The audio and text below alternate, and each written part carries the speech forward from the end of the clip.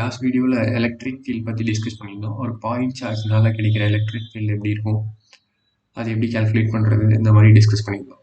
Electric field வந்து ஒரு vector குவான்டிட்டின்னு பார்த்துருந்தோம். எலக்ட்ரிக் ஃபீல்டை நம்மளால் கண்ணால் பார்க்க முடியாது. அதை விஷுவலைஸ் பண்ணுறதுக்காக நம்ம சம் இமேஜினரி லைன்ஸ் வரைவோம். எலக்ட்ரிக் ஃபீல்ட் லைன்ஸ்ன்னு சொல்லுவாங்க.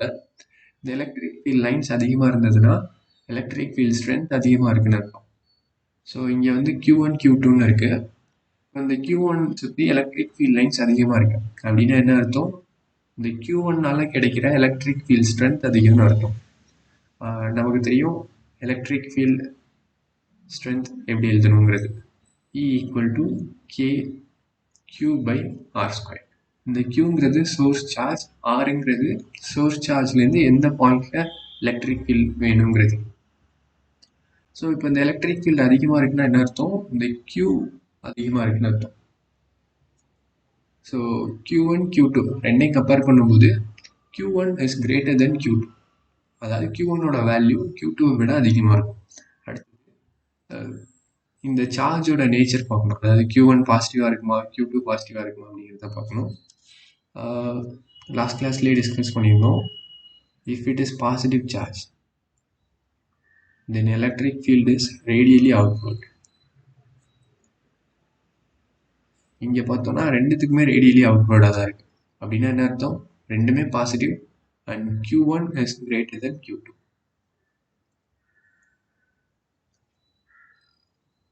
So option 2 is the correct answer. Q1, Q2 are positive and Q1 is greater than Q2. Q1 is greater than Q2. இது எதை வச்சு முடிவு பண்ணுறோன்னா number of electric field lines வச்சு முடிவு பண்ணுறோம். Okay, next question. Two charges are there, plus 2Q minus Q, and they are placed like this.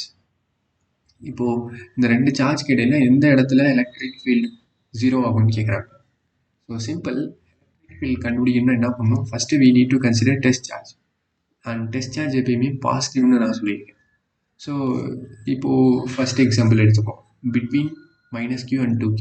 So somewhere இங்கே நான் டெஸ்ட் சார்ஜ் பிளேஸ் பண்ணுறேன். இது பாசிட்டிவ். இப்போது இந்த டெஸ்ட் சார்ஜ் மேலே நெட் ஃபோர்ஸ் 0 ஆச்சுன்னா இங்கே எலக்ட்ரிக் ஃபீல்ட் 0ன்னு அர்த்தம். So let's find force on this test charge. So இந்த டெஸ்ட் சார்ஜ் வந்து பாசிட்டிவ், இங்கே இருக்கிறது -Q. அப்போ இந்த -Q இந்த டெஸ்ட் சார்ஜ் என்ன பண்ணும்? அட்ராக்ட் பண்ணும். ஏன்னா they are unlike charges, they will attract. So இந்த டைரக்ஷனில் மூவ் பண்ண வைக்கும். அடுத்தது இங்கே பார்த்தோன்னா +2Q இருக்குது. இந்த +2Q டெஸ்ட் சார்ஜ் என்ன பண்ணும்? ரிப்பல் பண்ணும். ஏன்னா ரெண்டுமே ப்ளஸ். ஸோ இந்த டைரக்ஷனில் மூவ் பண்ண வைக்கும். அப்படி பார்த்தோன்னா அந்த டெஸ்ட் சார்ஜ் மேலே நெட் ஃபோர்ஸ் நான்-ஜீரோவாக இருக்குது. டுவோர்ட்ஸ் லெஃப்ட் ஹேண்ட் சைடு இருக்குது, அது நான்-ஜீரோவாக இருக்குது. அப்படின்னா இந்த இடத்துல எலக்ட்ரிக் ஃபீல்ட் 0 ஆகிறதுக்கு சான்ஸ் கிடையாது. ஸோ இந்த ஆப்ஷன் கிடையாது. இது on the left of -Q.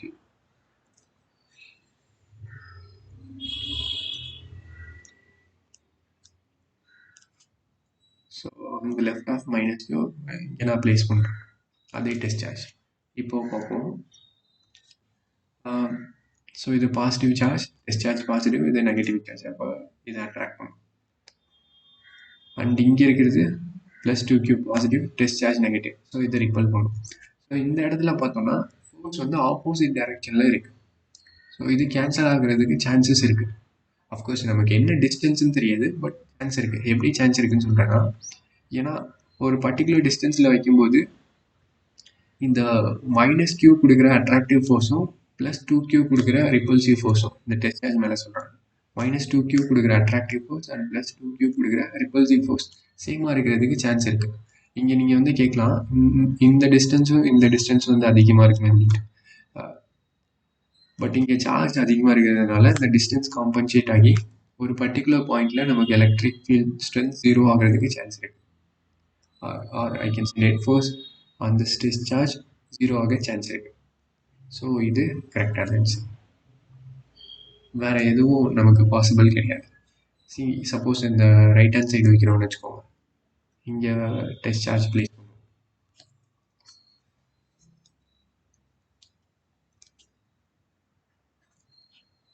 Just ஃபோர்ஸோட direction வச்சு சொல்லுவோம். +2Q டெஸ்ட் சார்ஜும் பாசிட்டிவ், ரிப்பல் ஆகும்.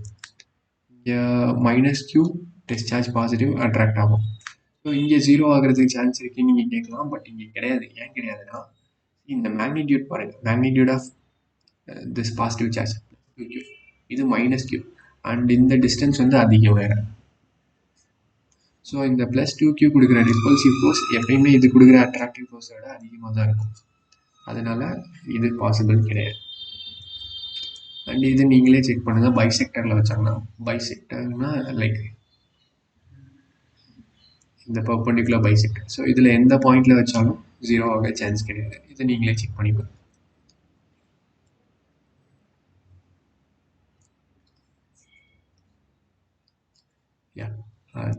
Next one, electric dipole.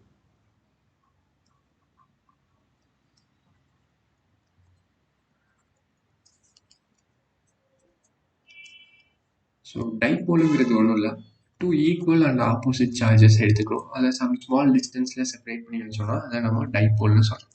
So டைனா டூன்னு அர்த்தம். இங்கே போலுங்கிறது சார்ஜஸை இண்டிகேட் பண்ணுது.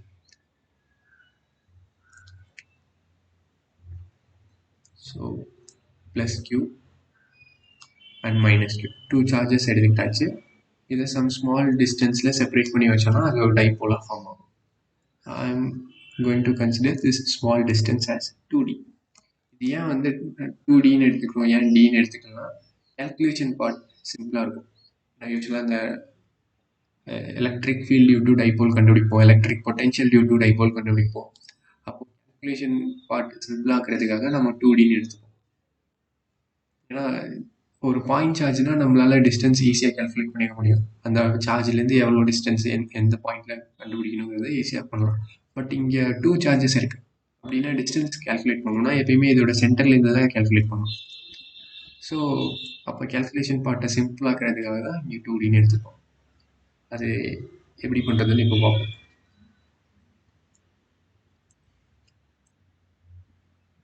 ஓகே, டைபோல்னால் என்னன்னு சொல்லிட்டேன். Two charges equal and opposite charge. Equal opposite சார்ஜ்னா என்ன அர்த்தம்? They should have equal magnitude. இப்போ இது வந்து 1 கூலம்னா இதுவும் 1 கூலமாக இருக்கணும், 1 கூலமாக இருக்கணும். பட் இந்த சைன் வந்து ஆப்போசிட்டாக இருக்கும். ஒன் பாசிட்டிவாக இருக்கும், இன்னொன்று நெகட்டிவாக இருக்கும். ஓகே, இப்போது இந்த டைபோல்னால கிடைக்கிற எலக்ட்ரிக் ஃபீல்டு எப்படி கால்குலேட் பண்ணுறதுன்னு பார்ப்போம்.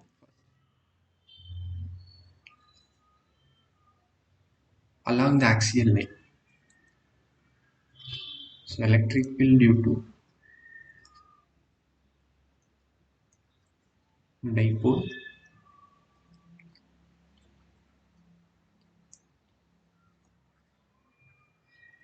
along the axial line. Axial line like இந்த டைரக்ஷனில் ஏதாவது ஒரு பாயிண்ட் கன்சிடர் பண்ணிங்களா, அங்கே எலக்ட்ரிக் ஃபீல்டு எப்படி இருக்குங்கிறத ஃபைண்ட் அவுட் பண்ணலாம்.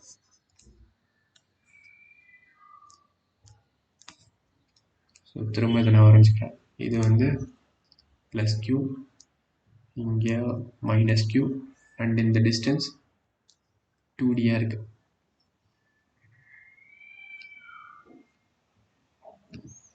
ஸோ இதுதான் வந்து சென்டர். இந்த சென்டர்லேருந்து சம் r டிஸ்டன்ஸில் ஒரு பாயிண்ட் இருக்குன்னு வச்சுப்போம்.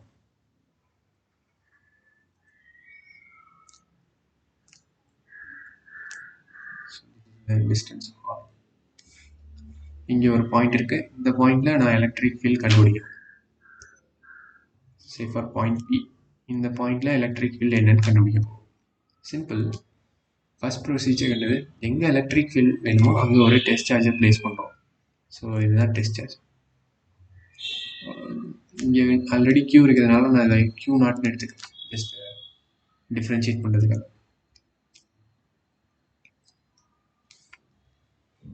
இப்போது டெஸ்ட் சார்ஜ் ப்ளேஸ் பண்ணியாச்சு. அடுத்தது என்ன பண்ணணும், இந்த டெஸ்ட் சார்ஜ் மேலே என்ன ஃபோர்ஸ் ஆக்ட் ஆகுதுங்கிறத கண்டுபிடிக்கணும்.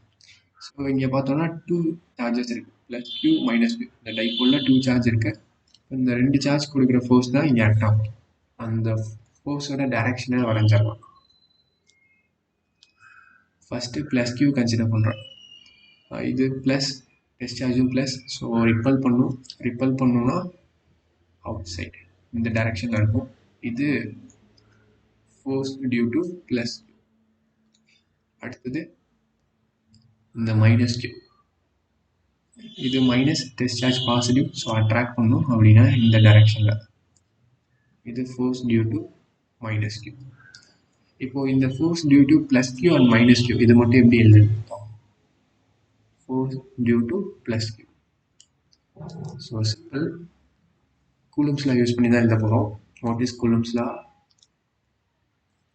F equal to K Q1 Q2 by R square. Two charges இருக்குன்னா Q1 ஒன்று இருக்குது, Q2 இன்னொன்று இருக்குது. இந்த ரெண்டு சார்ஜ்க்கு இடையில இருக்க டிஸ்டன்ஸ் ஆர்னா இந்த ரெண்டு சார்ஜ்க்கு இடையில இருக்க அட்ராக்டிவ் ஆர் ரிப்பல்சிவ் ஃபோர்ஸ் இந்த மாதிரி தான் கண்டுபிடிப்போம். K Q1 Q2 into R square. So இதுதான் நான் யூஸ் பண்ண போகிறேன். அப்போது K இங்கே Q1க்கு பதிலாக Q அண்ட் Q2க்கு பதிலாக டெஸ்ட் சார்ஜ் இருக்குது, ரிலேட்டிவ் Q0 அண்ட் டிஸ்டன்ஸ். இதுதான் முக்கியமான விஷயம். ஸோ இங்கே டிஸ்டன்ஸ் பார்த்தீங்கன்னா இந்த சென்டருக்கும் இந்த பாயிண்ட் பிக்கும் இருக்கிற டிஸ்டன்ஸ் ஆர், இந்த சென்டருக்கும் ப்ளஸ் கியூக்கும் இருக்கிற டிஸ்டன்ஸ் டின்னு இருக்கும். ஏன்னா டோட்டல் டிஸ்டன்ஸ் 2Dன்னு எடுத்துக்கிட்டோம். அப்போ அப்படின்னா இது டின்னு இருக்கும். ஸோ இதுக்காக தான் நான் வந்து 2Dன்னு கன்சிடர் பண்ணேன். சப்போஸ் டின்னு கன்சிடர் பண்ணியிருந்தால் இங்கே D/2 அது கொஞ்சம் கேல்குலேஷன் டிஃபிகல்ட்டாக இருக்கும். சிம்பிளாக இருக்கிறதுக்காக தான் நம்ம 2Dன்னு எடுத்துக்கிட்டோம். ஸோ இப்போது இந்த டிஸ்டன்ஸ் ஈஸியாக சொல்லலாம். கியூக்கும் இந்த Q0க்கும் இருக்க distance nothing but R plus D whole square. இதே மாதிரி force due to minus q same Coulomb's law use பண்ணுறோம். ஓகே, சி இங்கே வந்து Q1 Q2 சப்ஸ்டியூட் பண்ணும்போது நான் ஆல்ரெடி சொல்லியிருக்கேன், டேக் ஒன்லி மேக்னிடியூட். இந்த டைரக்ஷன் வந்து நம்ம செப்பரேட்டாக ஃபைண்ட் அவுட் பண்ணுவோம். மேக்னிடியூட் ஃபைண்ட் அவுட் பண்ணும்போது இந்த நெகட்டிவ் சைன்லாம் போட வேண்டியதில்லை, ஜஸ்ட் அதோட மேக்னிடியூட் மட்டும் எடுத்துப்போம். ஃபோர்ஸோட மேக்னிடியூட் கண்டுபிடிக்கும் போது சார்ஜோட மேக்னிடியூட் மட்டும் எடுத்துப்போம். ஸோ அப்போ K Q Q0 இப்போது இந்த மைனஸ் கியூக்கும் ப்ளஸ் இந்த டெஸ்ட் சார்ஜ்க்கும் இருக்கிற டிஸ்டன்ஸ் கண்டுபிடிக்கணும். டிஸ்டன்ஸ் பிட்வீன் மைனஸ் கியூ அந்த டெஸ்ட் சார்ஜ் Q0. ஸோ இங்கே பார்த்தோன்னா சென்டருக்கும் Q0க்கும் இருக்கிறது R அண்ட் இந்த டிஸ்டன்ஸ் டின்னு இருக்கும். சென்டருக்கும் மைனஸ் கியூக்கும் இருக்கிற டிஸ்டன்ஸ் டின்னு இருக்கும். அப்படி பார்த்தோம்னா R minus D வரும். R minus D whole square. யா, ஸோ இப்போ நம்மக்கிட்ட ஃபோர்ஸஸோட மேக்னிடியூட்ஸ் இருக்குது, ஃபோர்ஸஸோட டைரக்ஷன் இருக்குது. இப்போ நெட் ஃபோர்ஸ் அந்த டெஸ்ட் சார்ஜ் கண்டுபிடிக்கணும். நெட் ஃபோர்ஸ் அந்த test charge which is nothing but இந்த ரெண்டு ஃபோர்ஸையும் சேர்த்து நம்ம சொல்ல போகிறோம். அதாவது F plus Q F minus Q ரெண்டையும் சேர்த்து சொல்ல போகிறோம். இந்த ரெண்டும் ஒரே டைரக்ஷனில் இருந்து ஆட் பண்ணியிருப்போம், இந்த ஆப்போசிட் டைரக்ஷனில் இருக்கிறதுனால சப்ராக்ட் பண்ண போகிறோம். அண்ட் எது கிரேட்டர் வேல்யூவாக இருக்குன்னு பார்க்குறோம். F plus Q கிரேட்டர் வேல்யூவாக இருக்குமா இல்லை F minus Q கிரேட்டர் வேல்யூவாக இருக்குமான்னு பார்க்குறோம். பார்க்கும்போது நமக்கு F minus Q தான் கிரேட்டர் வேல்யூவாக இருக்கும். ஏன்னா இந்த டிஸ்டன்ஸ் கம்மி. ஈவன் இந்த எக்ஸ்பிரஷன்லேருந்து கூட நீங்கள் பார்க்கலாம், டினாமினேட்டர் வந்து கம்மியான வேல்யூ இருந்துச்சுன்னா இந்த வேல்யூ பெருசு. R minus D is smaller than R plus D. இப்போ நெட் ஃபோர்ஸ் எப்படி இருக்கும்? F minus Q minus F plus Q. அதாவது கிரேட்டர் வேல்யூலேருந்து நான் ஸ்மாலர் வேல்யூவை சப்ராக்ட் பண்ணுறேன். ஏன் சப்ராக்ட் பண்ணுறோன்னா ஆப்போசிட் டைரக்ஷனில் இருக்கு. So K Q Q0 R minus D whole square minus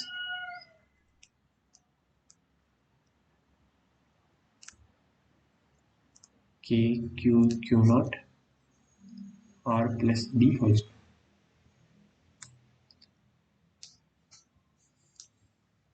And net force ஓட direction towards left hand side. அது டைரக்ஷன் நம்ம ஃபைனலாக கூட பார்த்துக்கலாம். இப்போதைக்கு மேக்னிடியூட் மட்டும் கண்டுபிடிக்கும்.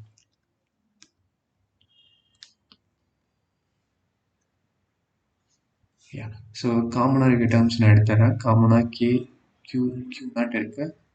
இங்கே 1/R minus D whole square minus 1/R plus D whole square இருக்கு. இது just simple algebra. K Q Q0 LCM எடுக்கிறோம். So R minus D whole square R plus D whole square. இதை ஜஸ்ட் கிராஸ் மல்டிப்ளை பண்ணியிருக்கோம். R plus D whole square minus R minus D whole square.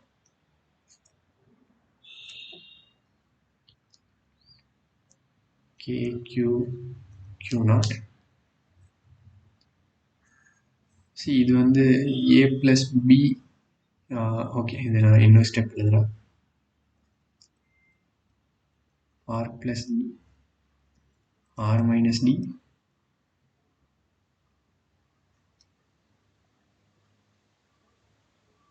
Whole square எழுதலாம்.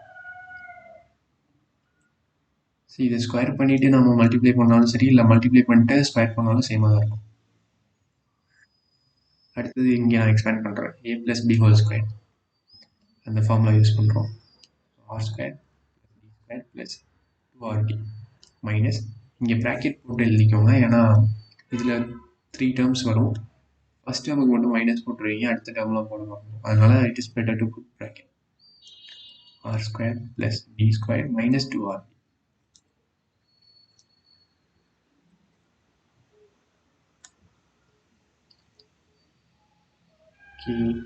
Q not.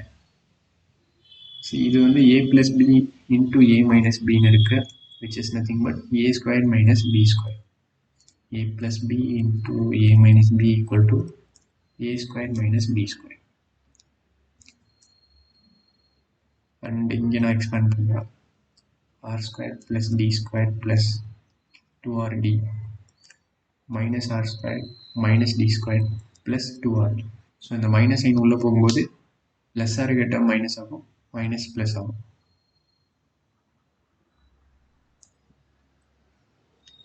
And in the a plus b into a minus b use பண்ணுவோம். r squared minus d squared here whole square.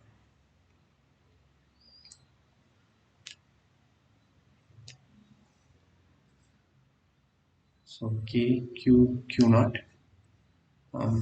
இதில் இந்த r squared d squared cancel பண்ணிடலாம். இது plus r squared minus r squared cancel பண்ணியாச்சு. இது plus d squared minus d squared cancel பண்ணியாச்சு. இப்போ இங்கே plus 2rd, இங்கே ஒரு plus 2rd, இப்போ plus 4rd வரும். 4rd. அண்ட் இதில் வந்து இந்த ஆரோட கம்பேர் பண்ணும்போது டி ரொம்ப ரொம்ப ஸ்மால் வேல்யூவாக இருக்கும். இந்த டயக்ராம்லேயே பாருங்கள், compared to R D is very very small. So அப்போது நாம் ஒரு சின்ன அசம்ஷன் எடுத்துக்கலாம், R is very much greater than D. இது வந்து இன் டர்ம்ஸ் ஆஃப் மீட்டர்ஸில் இருக்கும், மீட்டர்ஸ் ஆர் சென்டிமீட்டர்ஸ். இது மில்லி மீட்டர் இதில் தான் இருக்கும். So we can neglect.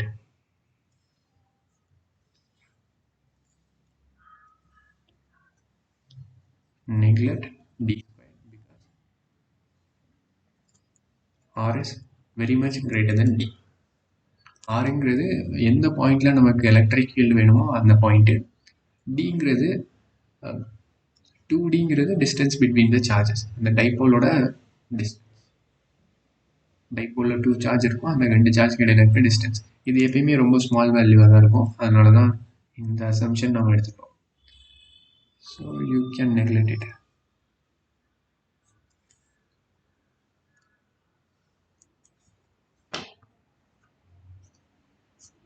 So அப்போ ஆர் ஸ்கொயர், இங்கே ஒரு ஸ்கொயர், அப்போ ஆர் பவர் 4 வரும். So net charge, sorry net force, what we are getting K q naught. இங்கே 4 இந்த ஆர் கூட கேன்சல் பண்ணலாம், இப்போ 4d by r கியூப்னு கிடைக்கும். 4d by r cube. நமக்கு எலக்ட்ரிக் ஃபீல்டு தான் வேணும். we know electric field is nothing but force on the test charge divided by magnitude of test charge. So இங்கே நான் ஃபோர்ஸ் கண்டுபிடிச்சிட்டேன், இதை டெஸ்ட் சார்ஜோட மேக்னிடியூடால் டிவைட் பண்ணும். So electric field is given by k q 4d divided by r cube. Sorry, it should be q, ஏன்னா q நான் divide பண்ணிடுவோம். k q 4d r cube.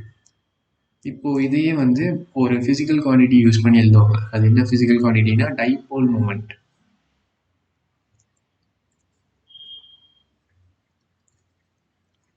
இது one of the property of dipole. So இதை Pன்னு indicate பண்ணுவாங்க. Dipole moment is nothing but charge into distance between the charges. இந்த டைபோலில் 2 charges இருக்குன்னு சொன்னேன்னா அதோட மேக்னிடியூட் சேம்னு சொன்னேன். ஸோ அந்த மேக்னிடியூட நான் Qன்னு எடுத்துக்கிறேன். இந்த டிஸ்டன்ஸ் பிட்வீன் த 2 சார்ஜஸ் 2Dன்னு எடுத்துக்கிறேன். இந்த ரெண்டையும் சேர்த்து சொல்கிற ஒரு ஃபிசிக்கல் குவான்டிட்டி தான் டைபோல் மொமெண்ட். அதுக்கான ப்ராப்பர் மீனிங் நாம் நெக்ஸ்ட் வீடியோவில் பார்ப்போம். இப்போதைக்கு இந்த டெஃபினேஷன் மட்டும் எடுத்துக்குவோம். ஸோ டைபோல் மொமெண்ட்னா என்னது? Charge into distance. Okay, I can write here.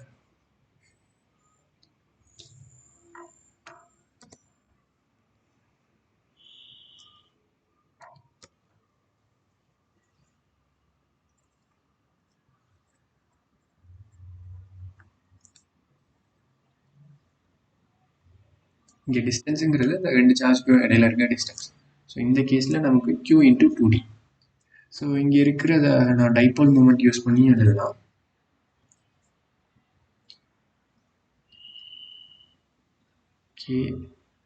Q into 2D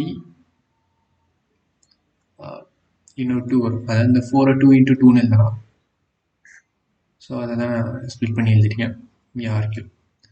so இது Q இன்ட்டு 2Dன்னு இருக்குது. Q இன்ட்டு 2Dக்கு பதிலாக நான் டைபோல் மொமெண்ட் எழுதலாம். So K or 2P or I can write 2KP RQ. Yeah. So electric field due to a dipole along its axial line 2KP by RQ. இதில் Pங்கிறது dipole moment. Dipole மொமெண்ட்கான physical meaning நம்ம next வீடியோவில் discuss பண்ணுவோம். இது magnitude. And direction, simple. It depends on how the charge is oriented. So in the case towards left.